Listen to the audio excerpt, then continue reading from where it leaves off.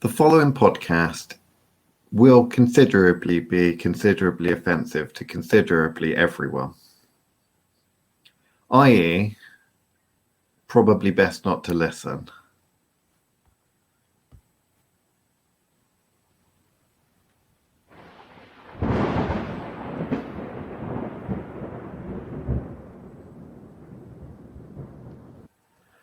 Right then, I think it's time we approached a subject that is on a lot of people's minds and is also extremely offensive and upsets an awful lot of people.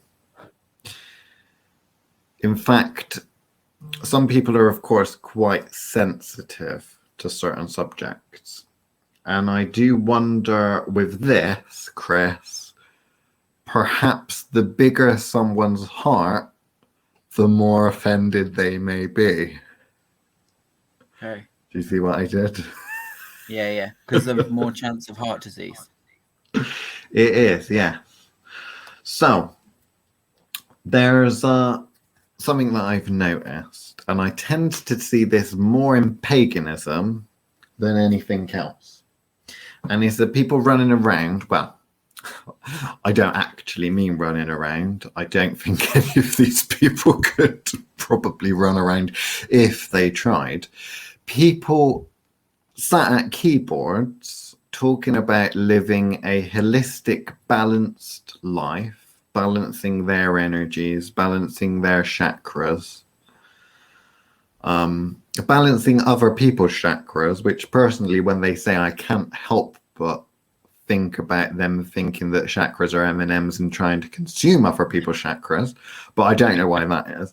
But basically people talking about and giving advice on to other people how to live a holistic, balanced life and how to really push and become a strong magical practitioner. You know, like the classical witches, that you would have great paintings and poems and all these various different legends and stuff all made around these courageously strong, powerful people that wield the elements and the winds and, you know, all that shit, smiting, you know, the leaders of the day, or being accused of smiting the leaders of the day, kings and queens and fairies and the like.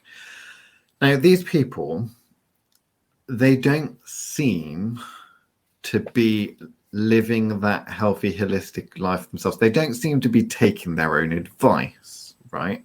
And there's two sets of people that I'd like to focus on today. There's the first one, which I'd like to call the pagan high priest / high priestess. You know the type. They believe that the body is a temple, and they are determined to make that temple as big as possible, presumably so that they can fit as many people inside that temple as possible. There's also the second type, the gap year student type, the type that are extremely flexible, but really have nothing else going for them other than the yoga mat that they carry around with them, like most people would carry around a mobile phone or keys or a wallet or something like that. So there's two people that are technically preaching a message and trying to push a concept that I think is something that we both agree with, and that is balance. Balance in your body, balance in your energy, all of that sort of thing, balancing your mental health, balancing your sugar levels, all of this sort of stuff that we would say is probably quite important. Who do you want to pick on? Who do you want to discuss? Which archetype, Chris, do you want to discuss first? I like the second one first. The gap year students. The gap year students. Obviously, we're loosely calling them gap year students because they're people that go off often to India or the Far East and come back believing they know more about energetic bodies, how to balance them, know more about magic than you could ever possibly know, Liam, because they went and learnt from a guru. Well, they've almost experienced 4 dimensions. And so they say no one could ever possibly understand the thing that they've gone through. And while they were at it, experienced in 4 dimensions, that tribe that they went to go and live with for a bit, obviously them teaching the tribe the value of teamwork, because tribes that have been in existence for several thousand years probably don't know the value of teamwork, but there we go.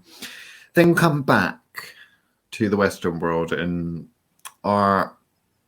feel fulfilled. They feel fulfilled, much like that man down by Cabot Circus that clutches his Bible and shouts that everyone's going to hell, feels fulfilled in that he's on a solid footing and a solid path and knows something, the mysteries. They know the thing. They know the right path, seemingly for every fucker, seemingly for everyone, the path that you must be on.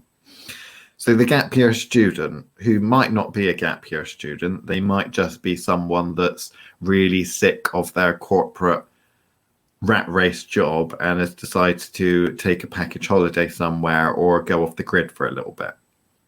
These sorts of people. Where they learn the polished version Yes. of these cultures. Yes. The reason I wanted to go for this one first is because I know a lot of them. They're often vegan.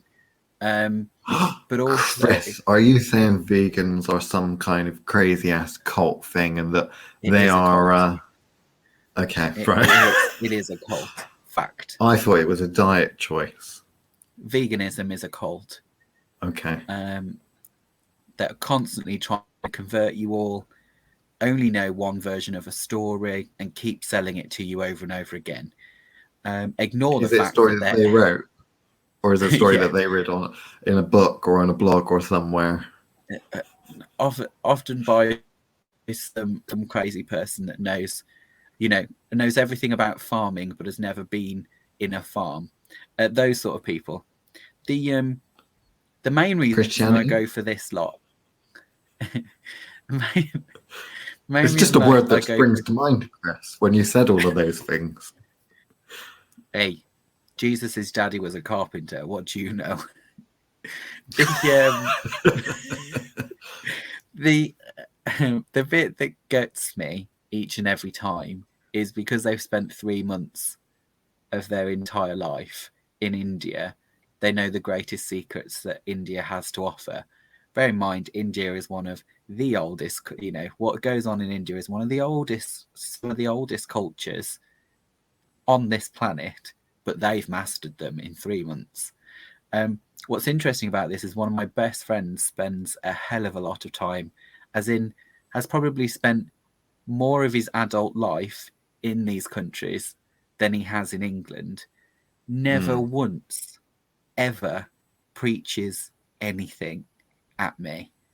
1, because he knows better, but 2, you don't want to be outdone, I should imagine. He's actually actually lives this holistic lifestyle in places like India.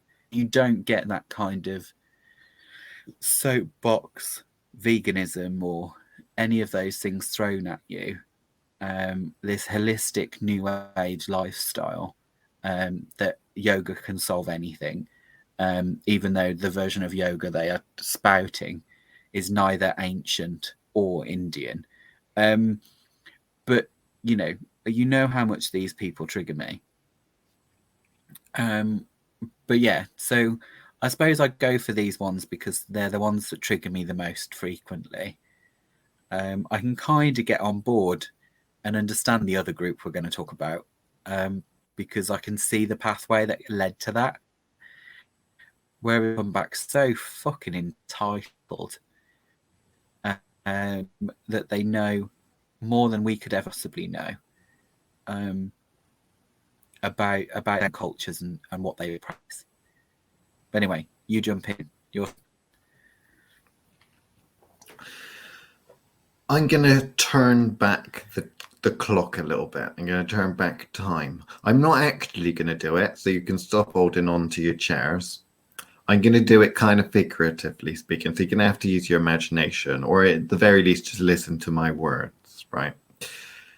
Way back when, great discoveries were made by various peoples of the world.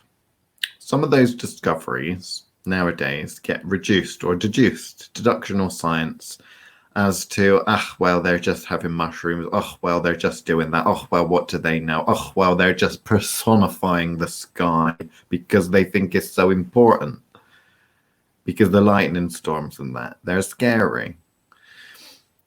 Let's imagine for a second that these ancient cultures that we know little about, because we do know little about them, were onto something. And they did their best to create what humans very often do try to create, is some kind of structure. Yeah, like civilizations are fairly structured, practices are fairly structured, logical, survivalist structure. And the structure that they created for some kind of progression or ascension, evolution, let's call it, but evolution from a magical level, evolution of the soul, and not just evolution of the body. Evolution of the soul and that pathway, that thing that very often we call trying to get to an intermediate level of witchcraft or magic, has some stepping stones in it. Now, a lot of these people, cultures, monks and that sort of thing that you tend to see, Mr. Miyagi types, they have a structure and practices that evolve. Now, sometimes these practices, things get lost because, of course, like with anything that's based on structure and initiation, people only understand the grade that they're at. They do not understand the grade above them. And some of them even forget the grade that is below them. What happens when not enough people continue to progress is that whether it's a religion, structure, brotherhood, priestesshood, whatever you want to call it, mystery school, coven, all of that tends to regress because no one has pushed down that far and is still around to assist in the furthered progression of other people, generations and such. Now, one thing that's very, very clear to pretty much anyone that practices magic is that this whole physical body is a body, is part of a greater body, is connected. You talk about our energetic bodies, we talk about the soul. This physical thing that we're in, it is important.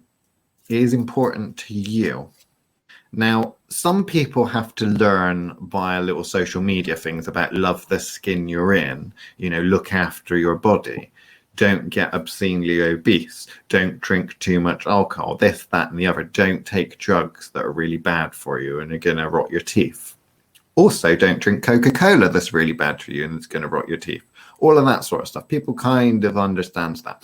What they fail to understand is the toll that pushing your magical ability has on the physical body.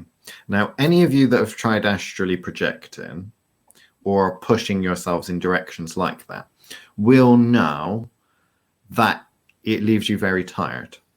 Now, a lot of structured organizations, priestesshoods, let's call them mystery schools of the ancient world, understand this. They understand that actually the physical body is not just a limiter by the fact that it's a shell that you're stuck in, because you're not actually stuck in it.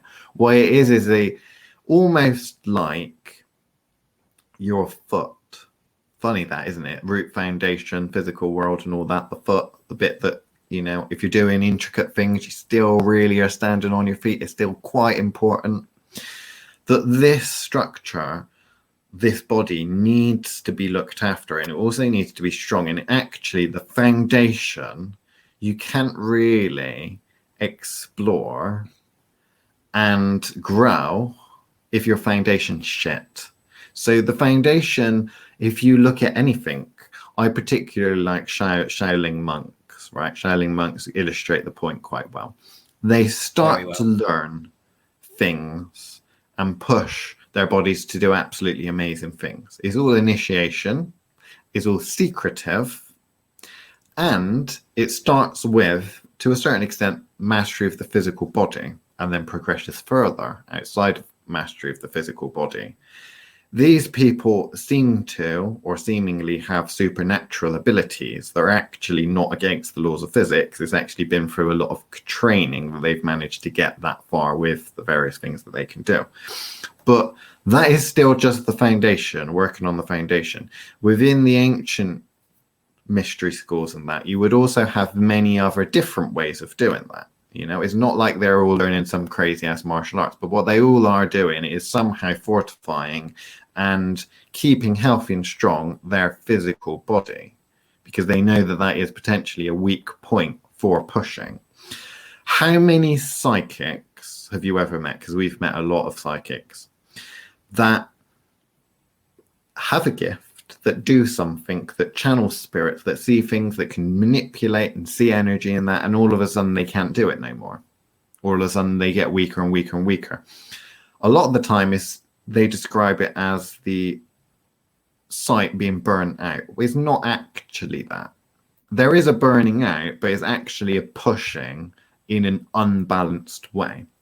Some of that unbalance comes from the physical body being weak, which is a lot of the health conditions and stuff that people tend to acquire that have damaged this gift.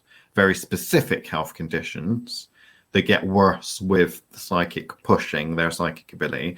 Others come from the energetic unbalance that also has an impact on the physical body. All of these things are symptoms. Understanding your body is, to a certain extent, about mastering your body. And mastering the body also, to a certain extent, is mastering the mental side of things. So your conscious mind, your thought process, which then you master your unconscious mind, which then you are able to, with your physical body, with your conscious effort and mind, and with your unconscious mind, be able to push really fucking far out there.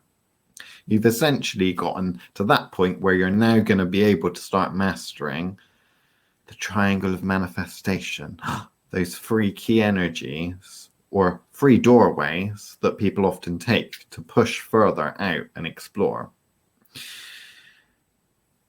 How many people truly actually master that? Occultists are often really fucking terrible at it. In fact, some of the people that you find that are apparently so good with magic, all these pagan elders and that, often are completely screwed physically, mentally, and in a mundane way, whether that's financially, love, all of that sort of thing. They're completely fucked, right? And you have to ask yourself why that is. And that's when you get these new agey excuses, I think, of, well, I can do spell work, but I can only do it for other people. I can't, and oh, this personal gain. No, I can't do that. I can't get my own life together. No. You know, all of these things, you start to see it. You also start to see someone that's made a little bit of effort and has acquired and achieved something. Because as we know, yoga is really about breathing. Okay, flexibility important, but a lot of yoga is about breathing, and breathing leads to mastery of the mind, the state, and changing states. And all of this kind of thing is, you see someone get that far, but then they don't get any further. Whether it's because they don't know there's something further, or whether it's because they're too scared. The problem with the gap year student, of course, is that more often than not, they don't know there's another level. I don't want to turn this into a rant because I kind of already is. We're 19 minutes in already. Already is. But no, I'll pick up from where you're at. So the big one is often that understanding that these bodies are all important. They all need to be nurtured in their own special ways. which was a very woolly way of saying, you know, mindfulness isn't going to get you there. Yeah. Each of these bodies are separate entities. They're all linked together, and actually understanding, because obviously most people are trying ever so hard to get into their astral body. What they won't do is often consider what the physical body needs also. They're kind of so focused on the astral one that they don't think about the physical one. And actually, that both of them are required to make this shit work. You can't suddenly forget that your physical body needs nurturing in some way, shape, or form. So where I struggle is when you get with the kind of gap year lot. They are so focused on the physical body that they don't actually take care of their spiritual bodies. I don't know if that's fair to say. Well, they think they are. Yeah, or the other group that we talked about, the kind of New Age lot, the kind of natural psychics with their gifts, they focus too much on the spiritual body and not enough on the physical body.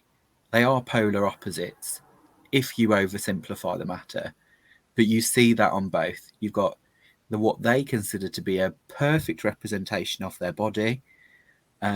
Actually, I find often most of them are too lean. They don't actually have any extra to burn in any way, shape, or form, both on a spiritual level and a physical one.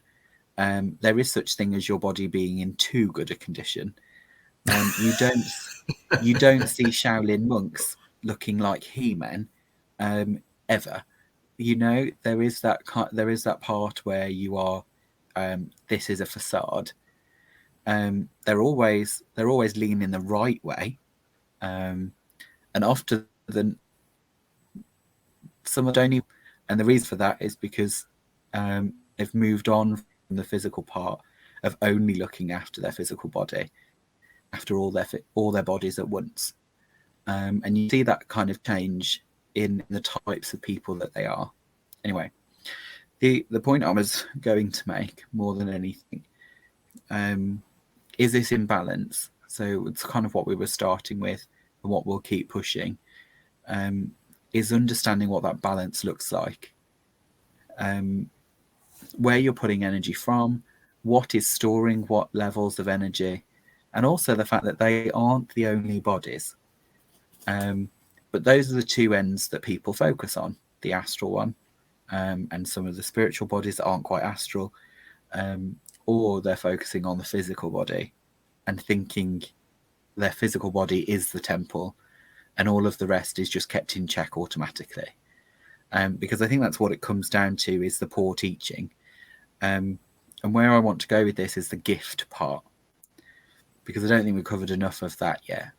So the fact that people think it is a gift is often where the trouble lies, in their poor teaching. So it comes down to the fact that people believe that this is a gift. It's been given to them in some way, shape, or form. Therefore, they must look after that, and that's the primary part of it. And therefore, it actually has nothing to do with the connection with the rest of their bodies, because this is a gift. So when it starts to burn out, they're like, oh, it's not part of me. Therefore, it doesn't matter that it's burning out. That's just its course. That's just the way it's going to be. That's what happens to all people like myself, because often they're from a family. One of the obvious things that are often carried down family bloodlines is psychic gift. Because there is a certain part of genetics involved in that kind of natural disposition towards psychic ability, because it's brain chemistry at the end of the day. People don't want to talk about it like that because it's a gift. But that means that psychics often run down families, they're often told stories about how, you know, grandma or great grandma burnt out as she got older, or could never read for herself, or those sorts of things. So they think those are the rules, and therefore they don't push past those or consider another version. I think what people forget is psychic gift is available to any human being. Some it's harder to unlock than others, but it is available to all. It is a universal access point. You know, it's not a gift. What is different between one and another is that obviously some people come with certain gifts unlocked, the same way that some people are just naturally good at running, or naturally good at art. You know, it's one of those things where it's a makeup thing that is set up on the first, and by that I mean a biological makeup as opposed to, you know, a facade. But you know what I mean. And I think that's where a lot of them struggle on that end, and why there's such bad practice. And I'm not just making excuses for them, Liam. I think actually, you know, it is down to the fact that it's not entirely their fault, in the sense that the part that is their fault is that they've never tried to educate themselves beyond what they've been told or heard stories of. Because it's a natural gift, they never push it any further than they feel they're supposed to, because somehow it's going to be dishonorable to you know, dishonor such a gift by trying to change it in any way, shape or form.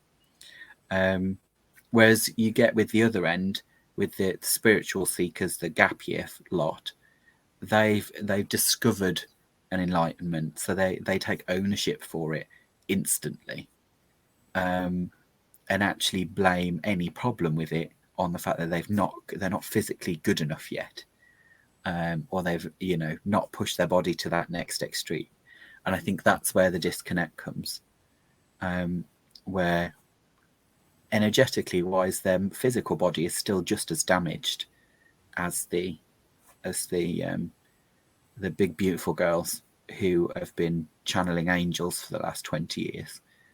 Is no different, in my opinion, from those kind of neo-Nazi vegans that, you know, believe that is the only way to be because that's what's worked for them, don't realize that it's not working for them. And actually, even if their body is looking good physically, they really should take a look at their spiritual bodies and see if they are still faring as well. Which very often they're not. Because you can paint over mold, but that doesn't necessarily stop the mold, but it just looks like the mold has been stopped. So that's probably it for the regular edition of the podcast. But what I'd like to do, as we always do with these podcasts, is do an extended edition. But I'd like to really drill down into some deeper aspects of magic, occultism, and the theory and practice of magic from a holistic viewpoint of evolution. We're going to tackle some of these gifts that Chris talked about. We're going to tackle some of the things that you won't hear people talk about, such as incarnation. People talk about reincarnation, but they don't talk about the incarnation in reincarnation. We're going to potentially talk a little bit about death. We're going to potentially talk a little bit about, well, let's be fair, taking the piss out of people. But we are going to say some things that are going to be considered potentially rude and will upset. We aren't doing it specifically to upset, but we're doing them to really put in basic, simple English, in a somewhat comedic way, our point. And we are trying to make a point here. So that's it for this edition. If you want the full edition, then go on to the Thoth Witchcraft Patreon. A link is in the description. Right, so for the people that are on the Patreon now, we can all treat them like adults and not worry about the comments and such, because they're smart enough to absorb the information, to think about it and then tell us if they don't like it and the reasons why they don't like it.